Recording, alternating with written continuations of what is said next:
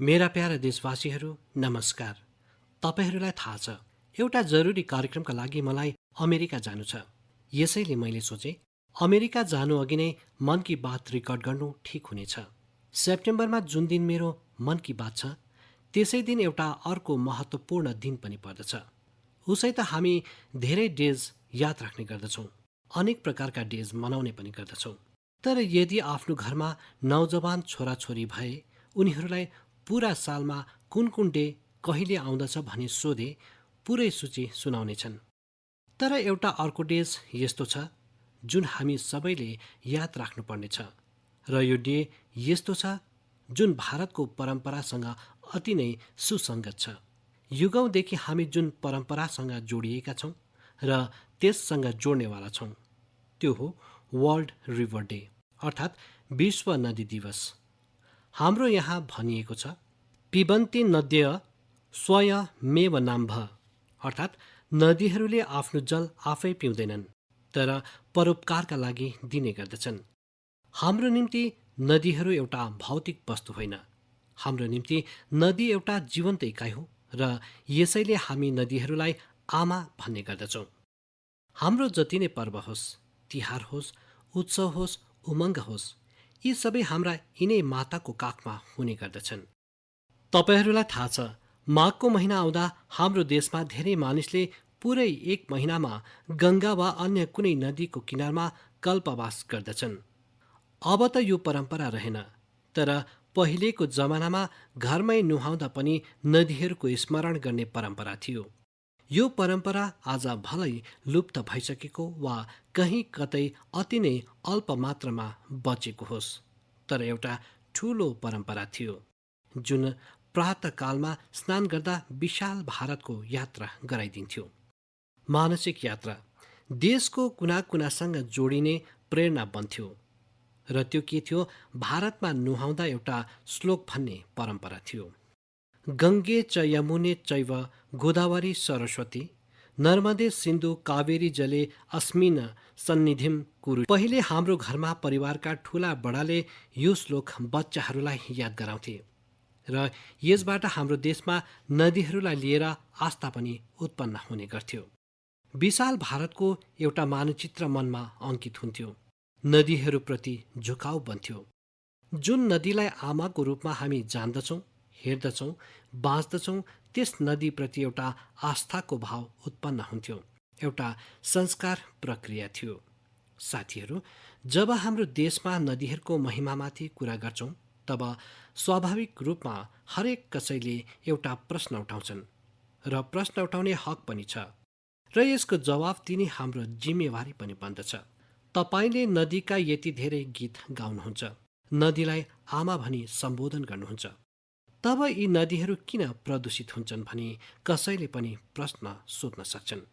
हाम्रो शास्त्रमा नदीहरूमा थोरै मात्र पनि प्रदूषण गर्नुलाई गलत बताइएको छ र हाम्रो परम्परा पनि यस्तै रहिआएको छ।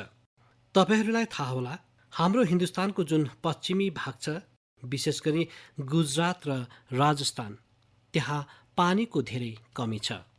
कैयौँ पटक अकाल पर्ने गर्दछ। अब यसैले त्यहाँका समाज जीवनमा एउटा नयाँ परम्परा डेभलप भएको छ।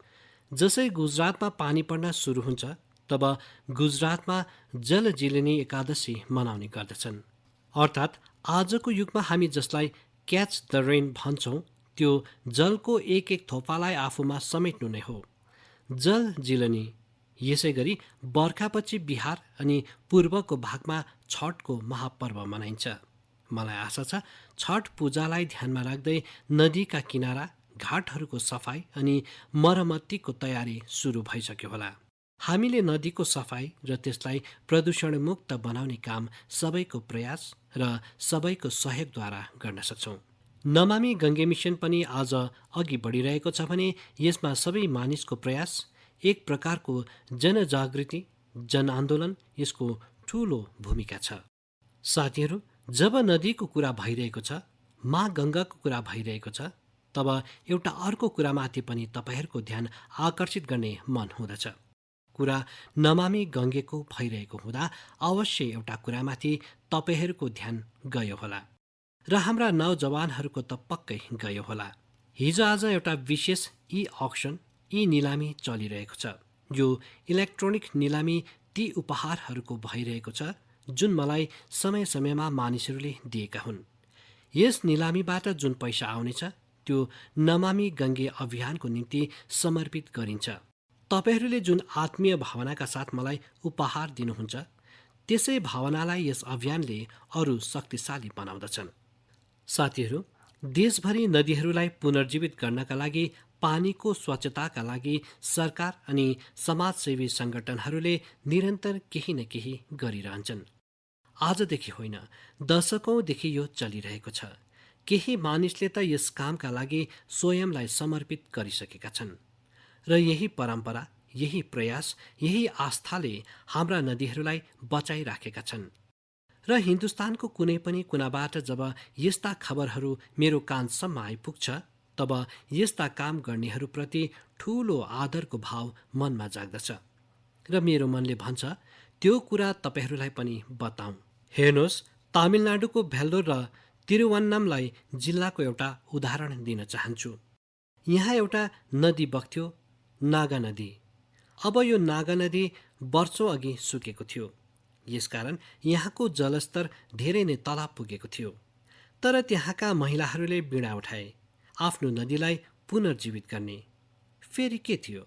उनीहरूले मानिसहरू जुटाए, जनभागीदारीद्वारा नहर खने, चेक ड्याम बनाए, रिचार्ज कुवा बनाए। तपाईहरूलाई यो जानेर खुसी लाग्नेछ साथीहरू, आज त्यो नदी पानीले भरिएको छ। र अब नदी पानीले भरिएपछि मनमा कतिसम्म शान्ति छाउँछ भने नि, त्यो मैले प्रत्यक्ष यसको अनुभव गरेको छु। तपाईहरूमध्ये धेरैलाई थाहा होला, जुन साबरमतीको तटमा महात्मा गान्धीले साबरमती आश्रम बनाएका थिए, बितेका केही दशकमा यो साबरमती नदी सुक्न पुगेको थियो। सालमा 6 देखि 8 महिना पानी देखिन्थ्यो। तर नर्मदा नदी र साबरमती नदीलाई जोड्ने काम गरिएको छ र आज यदि तपाईँ अहमदाबाद जानु भए साबरमती नदीको पानीले यस्तै मनलाई प्रफुल्लित गरिदिन्छ। यसै गरी धेरै काम तमिलनाडुका हाम्रा बहिनीहरूले गरिरहेका जस्तै देशको अलग अलग कुनामा पनि चलिरहेका छन्। मलाई थाहा छ कैयौँ हाम्रो धार्मिक परम्परासँग जोडिएका सन्त छन्, गुरुजन छन्। उनीहरूले पनि आफ्नो आध्यात्मिक यात्राका साथसाथमा पानीको निम्ति नदीका लागि धेरै काम गरिरहेका छन्। कैयौँ नदीको किनारामा बिरुवा रोप्ने अभियान चलाइरहेका छन् भने कतै नदीहरूमा बग्ने फोहोर पानीलाई रोक्ने काम पनि गरिरहेका छन्। साथीहरू, वर्ल्ड रिभर डे जब आज मनाइरहेका छन् तब यस काममा समर्पित सबैको म सराहना गर्न चाहन्छु, अभिनन्दन गर्न चाहन्छु। तर हरेक नदीको छेउछाउ बस्ने मानिसहरूलाई, देशवासीहरूलाई म के आग्रह गर्न चाहन्छु भने भारतको कुना कुनासम्म सालमा एकपटक नदी उत्सव मनाउनु पर्नेछ। मेरा प्यारा देशवासीहरू, कहिले पनि सानो कुरालाई, सानो चिजलाई सानो मान्ने गल्ती गर्नु हुँदैन। ससाना प्रयासबाट कहिलेकाहीँ धेरै ठुला ठुला परिवर्तन आउँदछन् र यदि महात्मा गान्धीजीको जीवनतर्फ हामीले हेऱ्यौँ भने हामीले हरेक पल ससाना कुराको उनको जीवनमा कति महत्त्व थियो र ससाना कुरालाई लिएर ठुला ठुला सङ्कल्प उनले कसरी साकार गरे भन्ने महसुस गर्नेछौँ। आज हाम्रा नौजवानले यो कुरा अवश्य जान्नुपर्नेछ। साफ सफाईको अभियानले कसरी स्वतन्त्रताको आन्दोलनलाई निरन्तर ऊर्जा दिएको थियो। यो महात्मा गान्धी नै थिए जसले स्वच्छतालाई जनआन्दोलन बनाउने काम गरे। महात्मा गान्धीले स्वच्छतालाई स्वाधीनताको सपनासँग जोडिदिएका थिए। आज यतिको दशकपछि स्वच्छता आन्दोलनले एकपटक फेरि देशलाई नयाँ भारतको सपनासँग जोड्ने काम गरेको छ र यो हाम्रो बानी बदलिने अभियान पनि बनिरहेको छ र हामीले स्वच्छता केवल एउटा कार्यक्रम हो भनी भुल्नु भएन। स्वच्छता पिँढी दर पिँढी संस्कार सङ्क्रमणको एउटा जिम्मेवारी हो र पिँढी दर पिँढी स्वच्छताको अभियान चले सम्पूर्ण समाज जीवनमा स्वच्छता स्वभाव बन्नेछ। र यसैले यो साल, 2 साल, एक सरकार अर्को सरकारको विषय होइन, पिँढी दर पिँढी हामीले स्वच्छताको सम्बन्धमा सजगताका साथ अनवरत रूपमा नथाकी नबिसाई ठुलो श्रद्धाका साथ जोडिरहनु पर्नेछ र स्वच्छताको अभियानलाई चलाइराख्नु पर्नेछ। र मैले त पहिले पनि भनेको थिएँ, स्वच्छता पूज्य बापुलाई यस देशको सबैभन्दा ठूलो श्रद्धाञ्जली हो र यो श्रद्धाञ्जली हामीले बारम्बार दिनुपर्नेछ, लगातार दिइरहनुपर्नेछ। साथीहरू, मानिसहरूलाई थाहा छ स्वच्छताको सम्बन्धमा बोल्ने म कुनै मौका छोड्दिन भन्ने, र सायद यसैले हाम्रो मन की बातमा एकजना श्रोता श्रीमान रमेश पटेलजीले लेखेका छन्, हामीले बापुबाट सिक्दै यस आजादी के अमृत महोत्सवमा आर्थिक स्वच्छताको पनि सङ्कल्प लिनुपर्नेछ। जुन प्रकारले शौचालयहरूको निर्माणले गरिबहरूको गरिमा बढाएको छ, त्यस्तै आर्थिक स्वच्छताले गरिबहरूको अधिकार सुनिश्चित गर्दछ, उनीहरूको जीवनलाई सहज बनाउँदछ। तपाईहरूलाई थाहा छ, जनधन खातालाई लिएर देशमा जुन अभियान सुरु गरियो, यसको परिणाम स्वरूप आज गरिबहरूका आफ्नो हकको पैसा सिधै उनीहरूका खातामा गइरहेका छन्, जुन कारण भ्रष्टाचार जस्ता अडचनमा व्यापक कमी आएको छ। यो कुरा सही हो, आर्थिक स्वच्छतामा टेक्नोलोजीले धेरै मद्दत गर्न सक्दछ। हाम्रो निम्ति खुसीको कुरा के छ भने आज गाउँ देहातमा पनि फिनटेक युपिआईबाट डिजिटल लेनदेन गर्ने दिशामा सामान्य मानव पनि जोडिँदैछन्। यसको प्रचलन बढ्न थालेको छ। तपाईहरूलाई म एउटा आँकडा बताउँछु जसमाथि तपाईहरूलाई गर्व लाग्नेछ। बितेको अगस्त महिनामा एक महिनामा युपिआई मार्फत 355 करोड ट्रान्जेक्सन भयो, अर्थात् करिब 350 करोडभन्दा धेरै ट्रान्जेक्सन। अर्थात् हामी भन्न सक्छौँ अगस्तको महिनामा 350 करोडभन्दा धेरै डिजिटल लेनदेनका लागि युपिआई प्रयोग गरिएको थियो। आज एभरेज 6 लाख करोड रुपियाँ भन्दा धेरैको डिजिटल पेमेन्ट युपिआई मार्फत भइरहेको छ। यसले देशको अर्थव्यवस्थामा स्वच्छता, पारदर्शिता आइरहेको छ र हामीलाई थाहा छ अब फिनटेकको महत्त्व धेरै बढिरहेको छ। साथीहरू, जसरी बापुले स्वच्छतालाई स्वाधीनतासँग जोडेका थिए, त्यस्तै खादीलाई पनि स्वतन्त्रताको पहिचान बनाएका थिए। आज स्वतन्त्रताको 75औं सालमा हामीले जब आजादी के अमृत महोत्सव मनाइरहेका छौँ, आज हामी सन्तोषका साथ भन्न सक्छौँ स्वतन्त्रताको आन्दोलनमा जुन गौरव खादीको थियो, आज हाम्रा युवा पिँढीले खादीलाई त्यो गौरव दिइरहेका छन्। आज खादी र ह्यान्डलुमको उत्पादन कैयौं गुणा बढेको छ र त्यसको माग पनि बढेको छ। तपाईहरूलाई थाहा भएकै कुरा हो, यस्ता कैयौं अवसर आए जब दिल्लीको खादी सोरुममा एक दिनमा 1 करोड रुपियाँ भन्दा धेरैको कारोबार भयो। म फेरि पनि तपाईहरू सबैलाई याद दिलाउन चाहन्छु, 2 अक्टोबर पूज्य बापुको जन्म जयन्तीमा हामी सबैले फेरि एकपटक नयाँ रिकर्ड बनाऊ। आफ्नो सहरमा जहाँ पनि खादी बिक्छ, ह्यान्डलुम बिक्छ, ह्यान्डिक्राफ्ट बिक्छ र दीपावलीको पर्व पनि नजिक आइरहेको छ। चाडबाडको मौसमका लागि खादी, ह्यान्डलुम, कुटीर उद्योगसँग जोडिएको तपाईँको हरेक खरिदारी भोकल फर लोकल अभियानलाई सुदृढ बनाउनेवाला होस्, पुराना सबै रिकर्ड तोड्ने किसिमको होस्। साथीहरू, अमृत महोत्सवको यस कालखण्डमा देशमा स्वाधीनताको इतिहासका अनेकौं अज्ञात गाथाहरूलाई जन जनसम्म पुर्याउने एउटा अभियान पनि चलिरहेको छ र यसका लागि नवोदित लेखकहरूलाई, देश अनि विश्वका युवाहरूलाई आह्वान गरिएको छ। यस अभियानका लागि हालसम्म 13,000 भन्दा धेरैले आफ्नो रेजिस्ट्रेसन गराएका छन् र त्यो पनि 14 अलग भाषामा। र मेरो लागि खुसीको कुरा के छ भने 20 भन्दा धेरै देशका कैयौं अप्रवासी भारतीयले पनि यस अभियानसँग जोडिने आफ्नो इच्छा जाहेर गरेका छन्। एउटा अति नै रोचक जानकारी छ, करिब 5,000 भन्दा धेरै नयाँ नवोदित लेखकले स्वतन्त्रता सङ्ग्रामका कथाहरू खोजिरहेका छन्। उनीहरूले जो अनसङ हिरोज छन्, जो अनामी छन्, इतिहासका पन्नाहरूमा जसका नाम उल्लेख छैनन्, त्यस्ता अनसङ हिरोजको थिममाथि, उनीहरूका जीवनमाथि, ती घटनाहरूमाथि केही लेख्ने बिडा उठाएका छन्।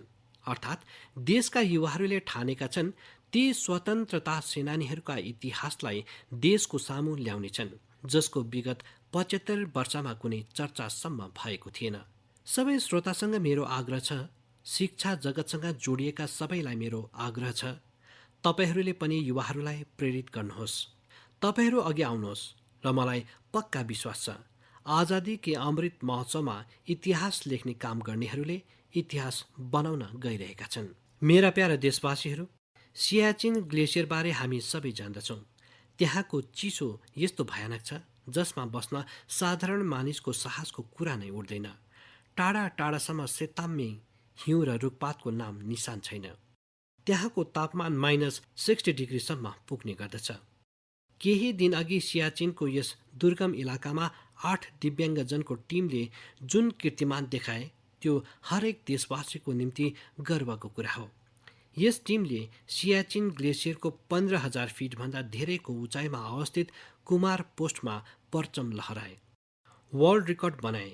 शरीरको चुनौती हुँदाहुँदै पनि हाम्रा यी दिव्याङ्गजनले जुन कीर्तिमान गरेर देखाए त्यो सम्पूर्ण देशको निम्ति प्रेरणा हो।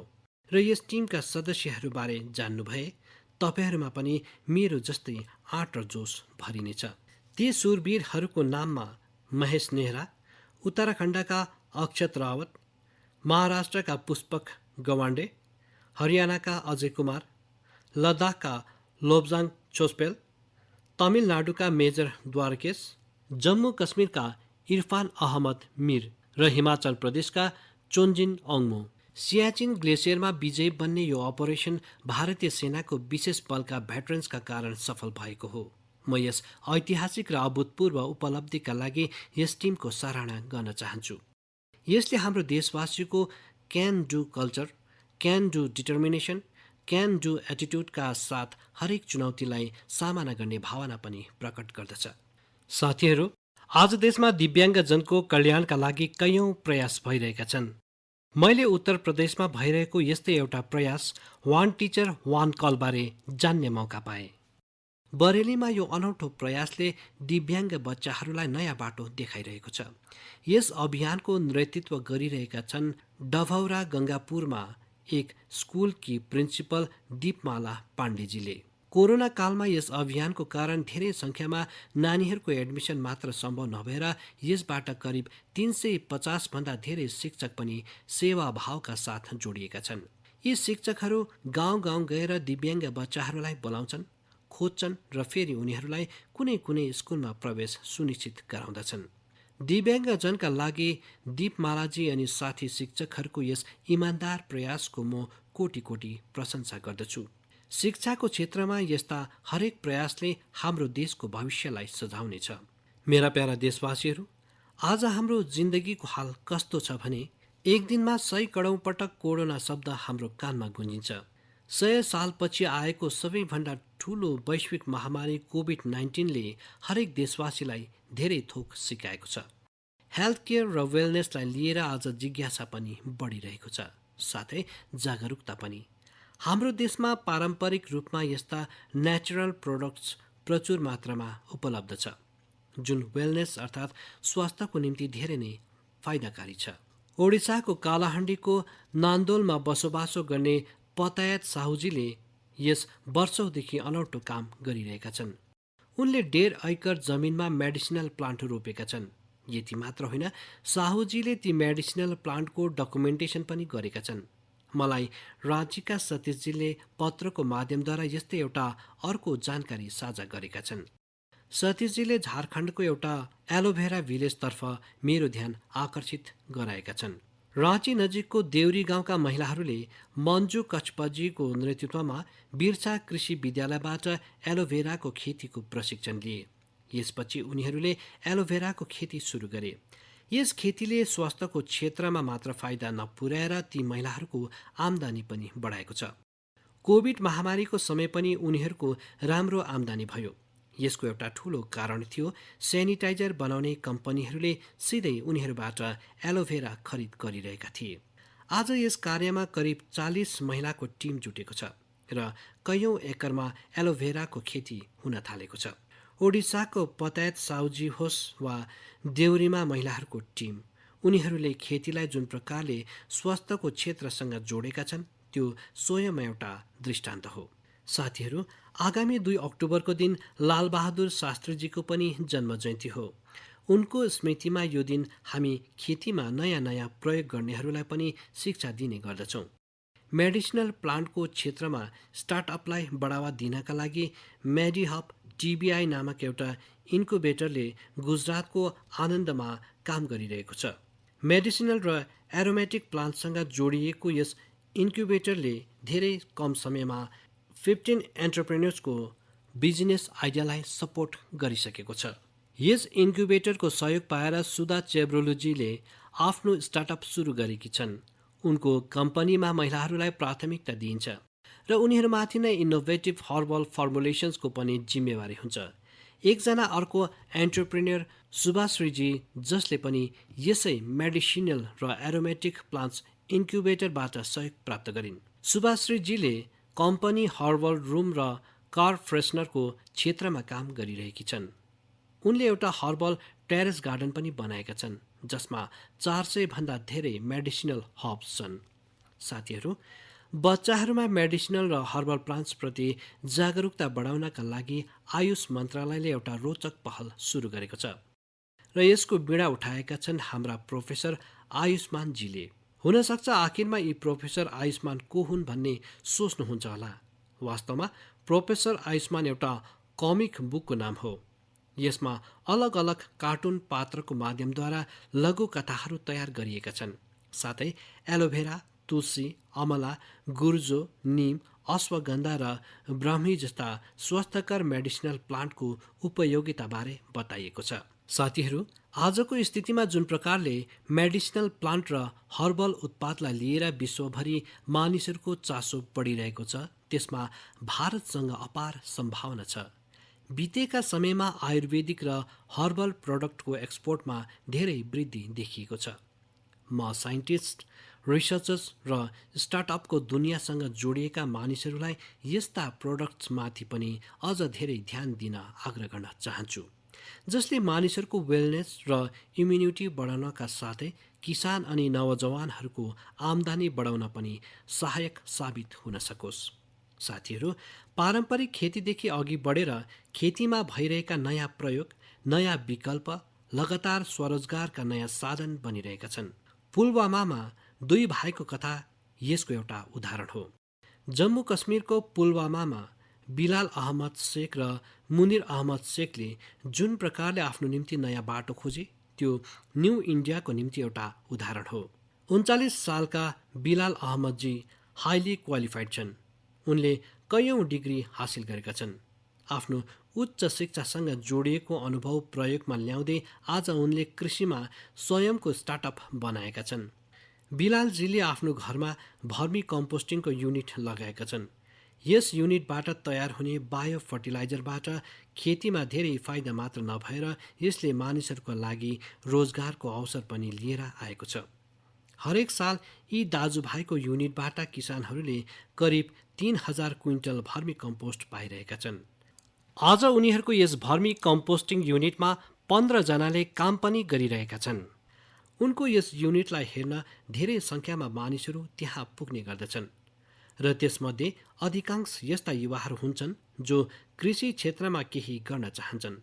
पुलवामाका शेख दाजुभाइले जब सिकर बन्नुको साटो जब क्रिएटर बन्ने सङ्कल्प लिए र आज उनीहरूले जम्मू कश्मीरमा मात्र नभएर देशभरिका मानिसलाई नयाँ बाटो देखाइरहेका छन्। मेरा प्यारा देशवासीहरू, 25 सेप्टेम्बरको दिन महान सन्तान पण्डित दीनदयाल उपाध्यायजीको जन्म जयन्ती हो। दीनदयालजी बितेको शताब्दीका सबैभन्दा महान विचारक मध्ये एक थिए। उनका अर्थदर्शन, समाजलाई सशक्त बनाउने उनका नीति, उनले देखाएका अन्त्योदयको मार्ग आज पनि जति प्रासङ्गिक छ त्यति नै प्रेरणादायी पनि छ। 3 साल अघि 25 सेप्टेम्बरको दिन उनको जन्म जयन्तीमा विश्वकै सबैभन्दा बृहत health assurance scheme Ayushman Bharat योजना लागू गरिएको थियो। आज देशका 2.25 करोड भन्दा धेरै गरिबले आयुष्मान भारत योजना अन्तर्गत अस्पतालमा 5 लाख रुपियाँसम्मको निशुल्क उपचार गराइसकेका छन्। गरिबका लागि यति ठूलो योजना दीनदयालजीको अन्त्योदय दर्शनप्रति समर्पित छ। आजका युवाहरूले यदि उनका मूल्य अनि आदर्शहरूलाई आफ्नो जीवनमा उतारे धेरै काम लाग्न सक्दछ। एकपटक लखनऊमा दीनदयालजीले भनेका थिए, कति राम्रा राम्रा चिज, राम्रा राम्रा गुण छन्। यो सबै हामीले समाजबाट प्राप्त गर्दछौँ। हामीले समाजको ऋण चुकाउनुपर्छ। यस प्रकारले विचार गर्नुपर्नेछ। अर्थात् दीनदयालजीले जुन पाठ सिकाए, हामीले समाजबाट, देशबाट यति धेरै लिन्छौँ, जे पनि छौँ त्यो देशको कारण नै हो र यसैले देशप्रति आफ्नो ऋण कसरी चुकाउने यसबारे सोच्नुपर्नेछ। यो आजका युवाहरूको निम्ति ठूलो सन्देश हो। साथीहरू, दीनदयालजीको जीवनबाट हामी कहिले हार नमान्ने पनि पाठ पाउँछौँ। विपरीत राजनीतिक अनि वैचारिक परिस्थिति भए तापनि भारतको विकासका लागि स्वदेशी मोडलको भिजनबाट उनी पछि हटेनन्। आज धेरै युवाहरू तयार बाटोभन्दा अलग भई अघि बढ्न चाहन्छन्। उनीहरू आफ्नै हिसाबले काम गर्न चाहन्छन्। दीनदयालजीको जीवनबाट उनीहरूले धेरै सहयोग पाउन सक्छन्। यसैले युवाहरूलाई मेरो आग्रह छ, उनीबारे अवश्य जान्ने कोसिस गर्नुहोस्। मेरा प्यारा देशवासीहरू, हामीले आज धेरै विषयमाथि चर्चा गर्यौं। जस्तै हामीले आउने समयमा चाडबाडको कुरा गरिरहेका थियौं। सम्पूर्ण देशले मर्यादा पुरुषोत्तम श्रीरामको असत्यमाथि विजयको पर्व मनाउनेछौँ। तर यस उत्सवमा हामीले एउटा अर्को लडाईँबारे पनि याद राख्नुपर्नेछ। त्यो हो देशको कोरोना विरुद्ध लडाईँ। टिम इन्डियाले यस लडाईँमा दिनहुँ नयाँ रेकर्ड बनाइरहेको छ। भ्याक्सिनेसनमा देशले कैयौं यस्ता रेकर्ड बनाएको छ जसको चर्चा सम्पूर्ण विश्वमा भइरहेको छ। यस लडाईँमा हरेक भारतवासीको महत्त्वपूर्ण भूमिका छ। हामीले आफ्नो पालो आएपछि भ्याक्सिन त लगाउनै पर्छ, तर यसका साथै सुरक्षा चक्र नछुट्ने कुरामाथि पनि ध्यान राख्नुपर्नेछ। आफ्नो नजिकमा जो कसैले भ्याक्सिन लगाएका छैनन् उनीहरूलाई पनि भ्याक्सिन सेन्टरसम्म लैजानुपर्नेछ। भ्याक्सिन लगाइसकेपछि आवश्यक प्रोटोकल पालन गर्नुपर्नेछ। मलाई आशा छ यस लडाईँमा एकपटक फेरि टिम इन्डियाले आफ्नो परचम लहराउनेछ। अर्को पटक केही अरू विषयमाथि मन की बात गर्नेछौँ। तपाईहरू सबैलाई, हरेक देशवासीलाई चाडपर्वको धेरै धेरै शुभकामना। धन्यवाद।